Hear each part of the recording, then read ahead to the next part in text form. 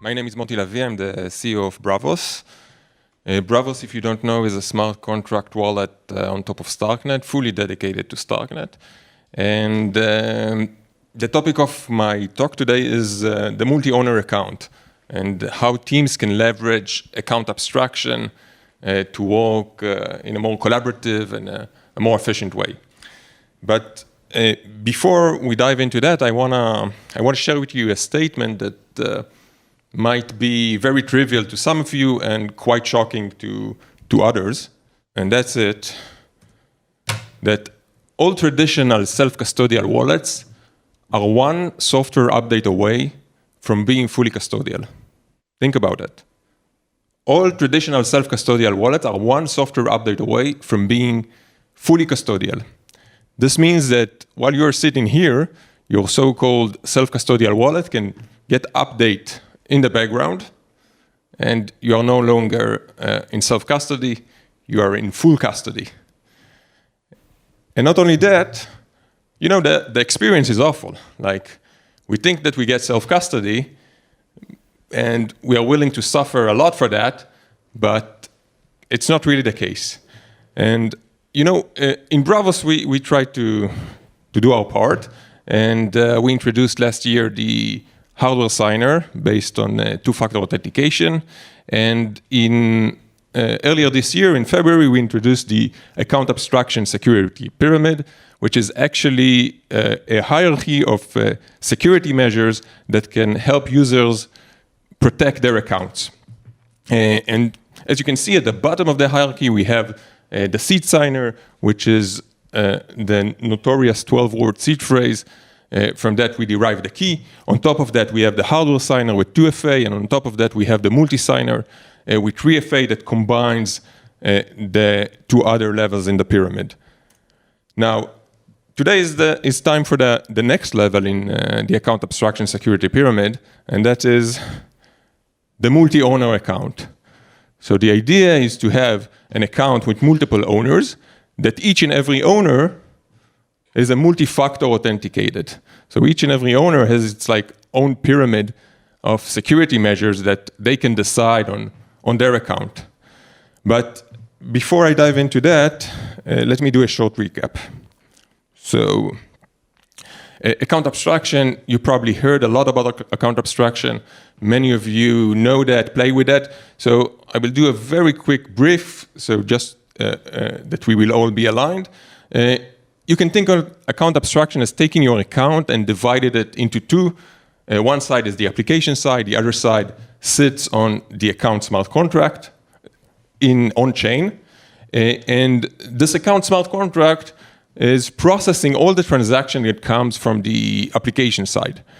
And the value here is that because they do that, or because it does that, we can have custom verification scheme of signatures, and we can also have custom execution, meaning we can code into the account smart contract whatever we want in order for that to pre-process our transactions.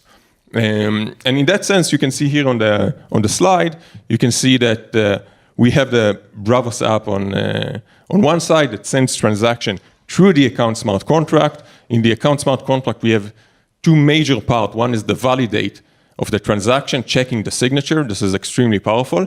And once validate is passed, then the OS, the StarkNet OS, can call execute and really execute the transaction the way we see fit. And here is a nice example of how you can execute a multi-call to a classic AMM.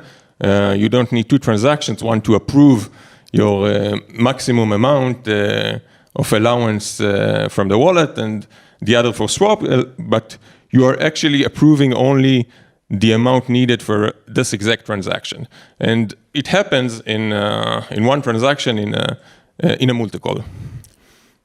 So that's account abstraction.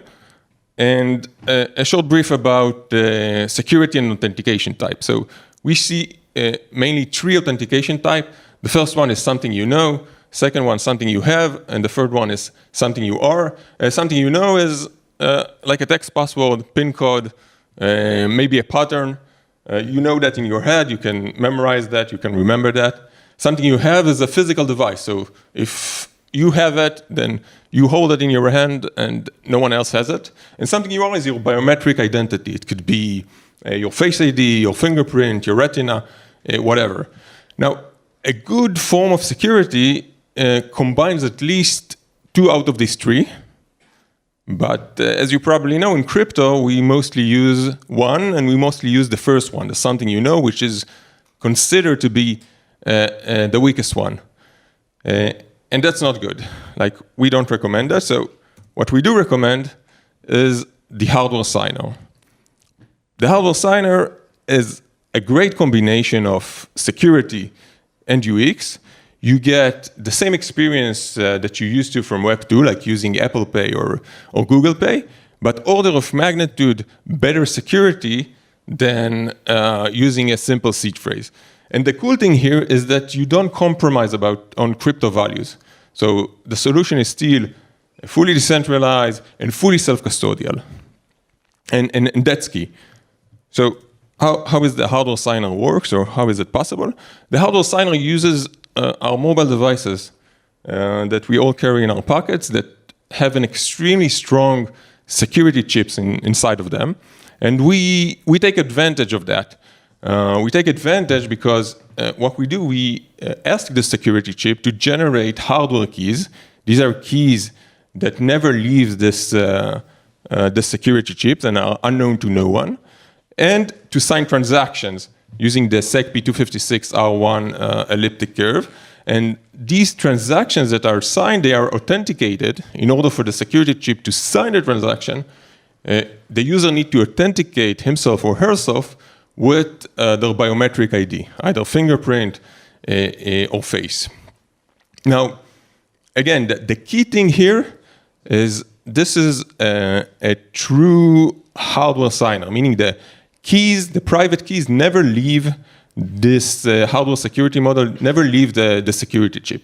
It means that no one has access to them, and no one, either by getting hacked or becoming evil tomorrow, or getting an enforcement action from some regulator, can access the keys and retrieve them. And that's, if you think about that, that's a really strong premise. So what we actually get here with the hardware signer is we get 2FA. Something you have, which is your device, because the key is attached to your device, never leaves your device, and no one can pull it out. And something you are, which is your biometric identity, because in order to sign, you have to authorize a signature to the security chip with your bio. So that's the 2FA. So now the question, is it enough? Is it enough for individual users? So we think it's very good. It's like order of magnitude better than the SID signer. However, there are still non-trivial targeted attack. Like if you are a very famous person and someone wants to target you, they can try and do that. It's not trivial, but still possible. And for that, if you protect very large sums of money, we want to add an additional layer of security, and that is the multi-signer. And in the multi-signer, we actually combine 2 signatures that are verified by the account smart contract before the transaction goes through to the chain. So 2 signatures, but not an additional mnemonic seed phrase. So the way it works is like we see here in the illustration. I open my device, my laptop, my Braavos extension on the laptop. I do the first signature from there. That goes to the account smart contract. And then using my mobile device and the hardware signer, I do the second signature on the same transaction. And only when the account smart contract verified both of the signature, then the transaction can go out and really get executed. And here we get 3FA, something you know, which is the signature based on the seed phrase from the Braavos extension, and something you have and something you are, which is the hardware signer based on your mobile device and security chip. So to attack you, someone needs to steal your biometric identity, needs to steal your device, and needs to steal something you know. Possible, but very, very hard. So is this enough? Is this enough for team collaboration? So this is like great for individuals. The hardware signer is a no-brainer, and if you manage large sums of money, you can add on top of that the multi-signer. But for team collaboration, where each member of the team has their own wallet, their own account, we think that something more is needed. And that something more is the multi-owner account. So let's dive in a bit to the multi-owner account and what you as teams and developers can do with that. So the idea is to allow maximum flexibility and maximum security, basically for any transaction, but mainly for contract upgrades and managing your treasury funds. Now, think that the multi-owner account takes full advantage of account abstraction, which means it is not just a smart contract on-chain, it is an actual account. It's an actual account. It means it pays its own gas fees. You don't need that one of the signers will pay, one of the owners will pay the gas fees. And even cooler than that, it can automatically connect to any dApp, like any other account that you have in your wallet. So no plugins are needed and no special adjustment, etc. So it gives you a tremendous amount of flexibility. For example, if you want to stake your treasury funds in a multi-sig, multi-owner kind of way.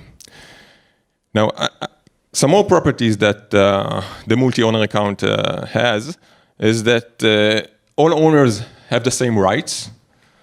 We can, unlike MPC, for example, we can easily add or remove owners, and we can change the thresholds, right? Like we can decide that we have 4 owners on the account, and 3 out of 4 need to sign in order for the transaction to go through.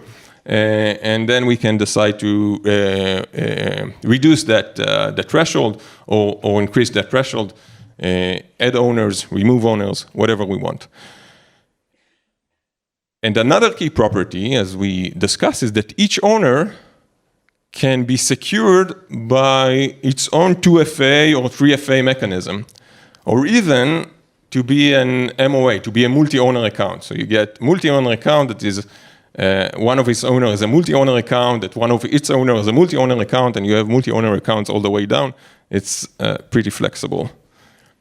So how to create a multi-owner account? It's pretty simple. In your Braavos wallet, you go to add multi-owner account, you input all the addresses of the owners that you want in the account, you set the threshold, 2 out of 3, 4 out of 7, whatever you want, and you deploy your account like any other account on chain. And from that second, this is a multi-owner account that need the minimum amount of owners to sign before transaction can go through. Your co-owners need to import this new address that you've just deployed into your wallet. It's also pretty easy. You go to add account, import, and then you have it like all your other accounts in the wallet. And issuing transaction, it's even simpler. It's pretty much the same as, from a user experience, it's pretty much the same as issuing any other transaction. You navigate to the multi-owner account, one of your account in the wallet. You do, either you connect to dApps or you do a transfer, a swap, a stake, whatever you can do inside the wallet. Sign that according to your personal signature scheme, meaning either you're a receipt signer, a hardware signer, or a multi-signer. And then the transaction goes through to the network and wait for your other co-owner to sign. Now, if you are a co-owner that need to sign a pending transaction, you will get a notification to your device, or simply opening the device, you will see that a pending transaction is waiting, and you can review that and decide whether you want to sign it or not. And now the cool thing here is that the wallet app auto-detects the owner of the multi-owner account, the account of the multi-owner account that you have in your wallet. So if you associated, let's say, account 1 in your wallet to the multi-owner account, it will automatically detect that and will employ its own security scheme on the multi-owner account. So if you set a hardware signer on account 1, and it's part of the owners, then when you come to sign, you will need to authenticate yourself with your Face ID, and of course, the signature will go from the security chip in your mobile. So a bit about how does it work under the hood. So remember, we talked on account abstraction that we have two types of system function that the OS called, the validate and the execute. The validate is responsible to validate the signature, so like an official owner issued a transaction, and execute actually executes the transaction. Here with the multi-owner account, we had a challenge because for those of you who played with account abstraction on StarkNet, you know that the validate function cannot call external account. So the classic thing to do is to call each owner isValid signature, and each owner will isValid signature will authenticate their own security. Now, since we cannot do that, we did something which is nice in preserving security under the constraints of the system, and that is the validate each owner with their seed signer. And there is some clever mechanism to prevent abusing the multi-owner account by a hacked owner or an owner which is dissatisfied for some reason. And when we get to execute, the isValid signature actually called and verified that the owner is indeed the owner, and it meets the security measure that is defined in its account. Now, the execute also checked if we reached the threshold of M out of N signers, and if reached, then the transaction get executed, whether it's upgrading your smart contract on chain or moving your treasury funds. That's it, as simple as that. The code is open source on GitHub. You can go to my Braavos on GitHub and see the code. There is also the link here. The application will be available later on today on Go Early, so you can play with that and try it out, and let us know what you think, and help us keep Web3 values, but with a Web2 experience. Thank you.